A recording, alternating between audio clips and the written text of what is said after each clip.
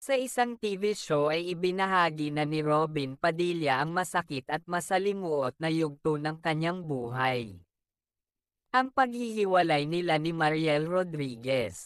Ang pag-amin na ito ay ikinabigla at kinalungkot ng kanyang mga fans lalo na sa publiko.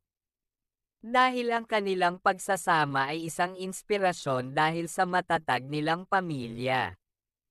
Pero sa kabila ng kanilang mga ngiti at saya, ang kanilang relasyon ay may pinagdadaanan palang pagsubok na hindi nagtagal ay nauwi sa masakit na paghihiwalay.